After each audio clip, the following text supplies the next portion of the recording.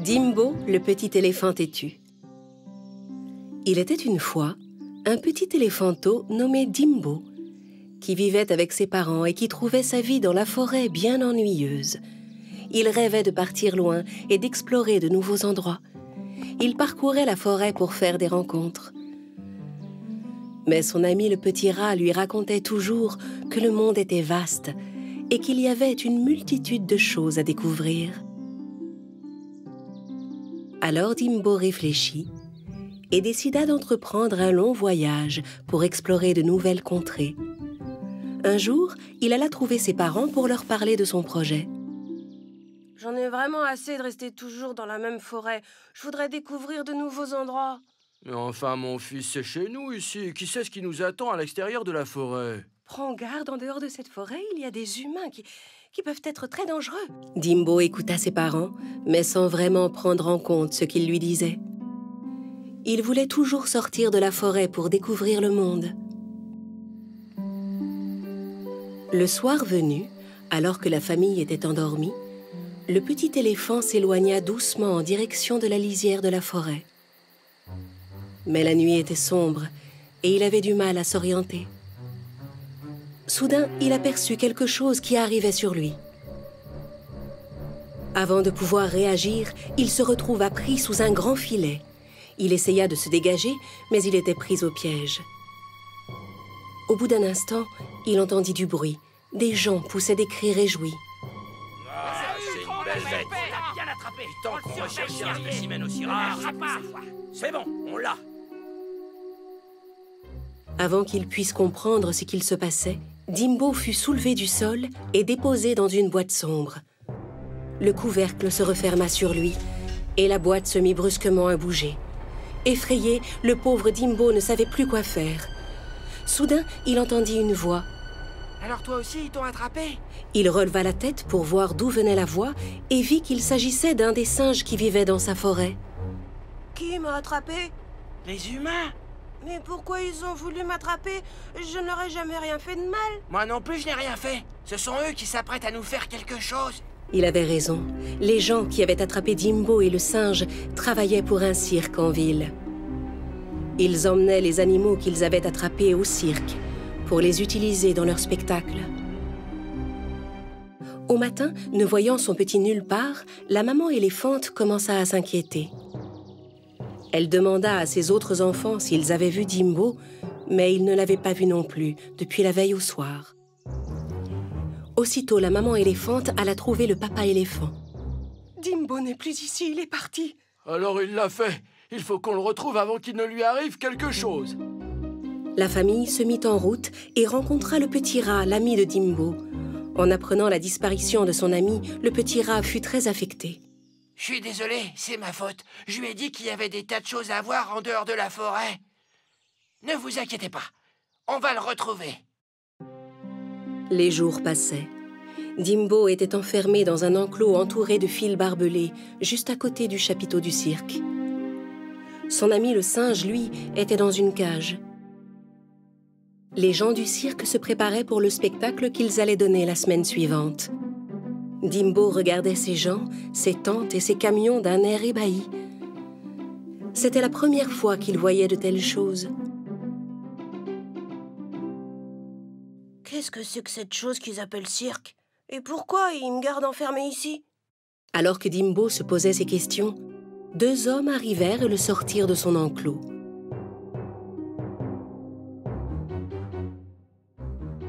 En entrant sous le chapiteau du cirque, Dimbo fut horrifié de ce qu'il découvrit.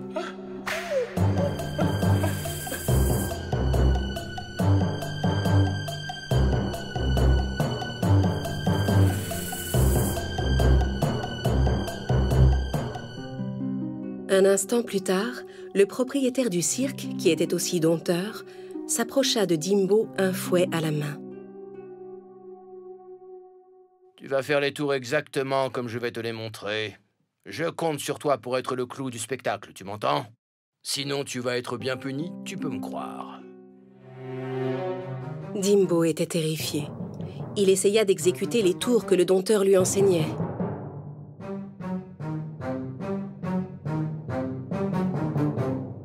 Pendant ce temps, le petit rat parcourait la forêt à la recherche de son ami Dimbo. Il demandait à tous les animaux qu'il croisait s'ils l'avaient vu, mais personne ne savait rien.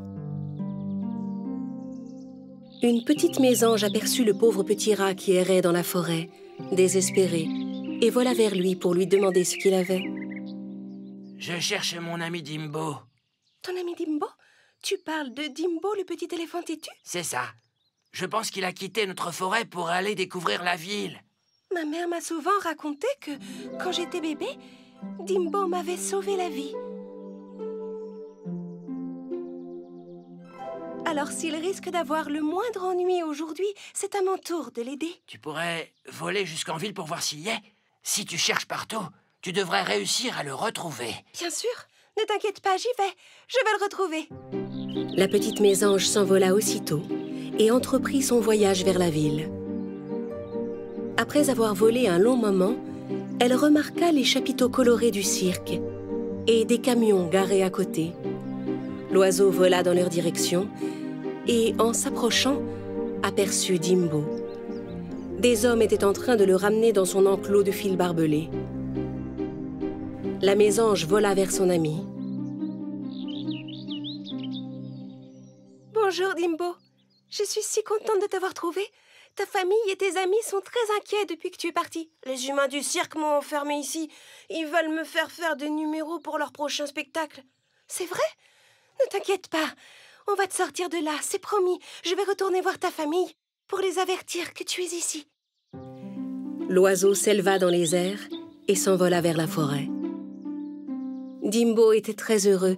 Il savait maintenant qu'il allait être sauvé. La petite mésange alla trouver les parents de Dimbo et leur raconta toute l'histoire. Les parents éléphants étaient soulagés. Nous nous mettrons en route au petit matin. Nous allons reprendre notre bébé à ses humains. Au petit matin, la famille de Dimbo, le rat et l'oiseau se mirent en route vers la ville. Le rat et les éléphants n'étaient pas aussi rapides que l'oiseau. C'était un long voyage qui les attendait. Pendant ce temps, au cirque, Dimbo et les autres animaux se préparaient pour le grand spectacle. Tandis que le singe répétait un numéro comique avec les clowns, Dimbo s'efforçait de réussir les tours que le propriétaire du cirque lui avait montrés. Allez, il faut que tu sautes plus haut. Mais le dompteur lui demandait des choses qu'un éléphant était incapable de faire.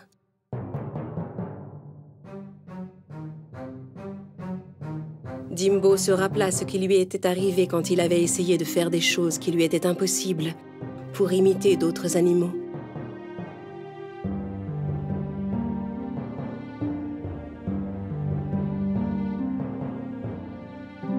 J'espère que papa et maman vont vite arriver et vont pouvoir me sortir de cet endroit.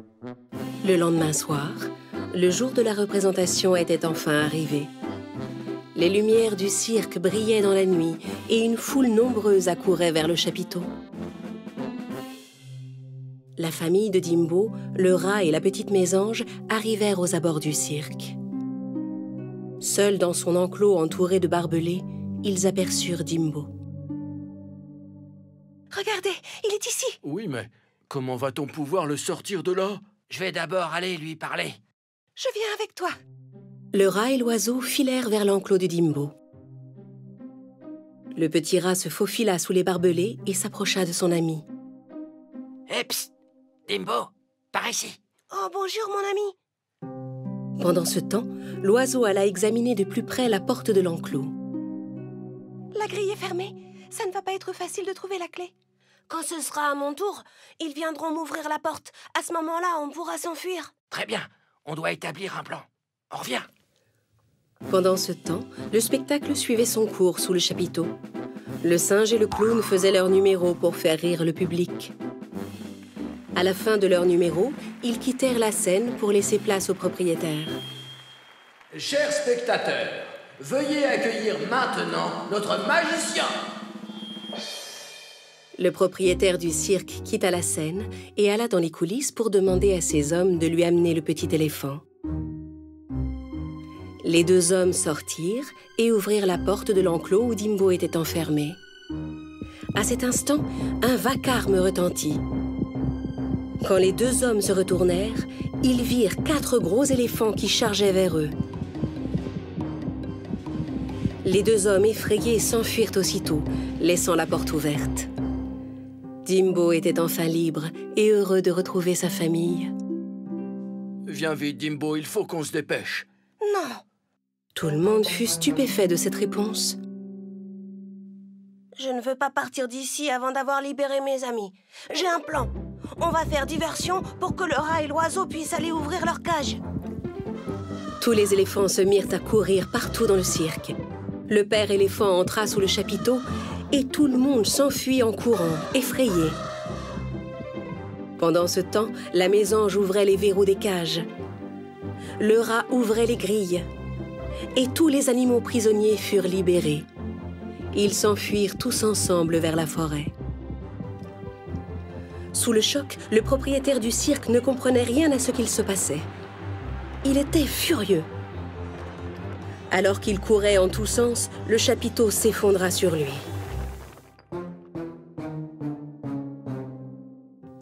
Quand ils furent assez loin du cirque, Dimbo, sa famille et ses amis s'arrêtèrent un instant pour se reposer.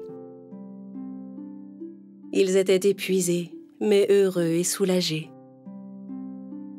À cet instant, le singe s'approcha de Dimbo. Dimbo, je te remercie au nom de tous les animaux que tu viens de sauver. Tu aurais pu t'enfuir dès que tu as été libéré, mais tu as pensé à nous. Mes amis, je suis sûre que vous auriez fait la même chose pour moi. La vie dans notre forêt m'a appris l'entraide et l'amitié. C'est vrai, nous devons toujours prendre soin les uns des autres. Car sans entraide, la vie peut être bien difficile. Eh bien, Dimbo, où feras-tu ton prochain voyage? La prochaine fois que tu voudras sortir de la forêt, pense à nous en avertir. Papa, maman, ma chère sœur, mon frère, je suis vraiment désolée de vous avoir causé des soucis. J'ai eu tort, mais ne vous en faites pas, je ne quitterai plus la forêt. Et ils se remirent tous en route pour rentrer dans leur forêt. Dimbo ne se plaignit plus jamais et vécut heureux, entouré de sa famille et de ses amis.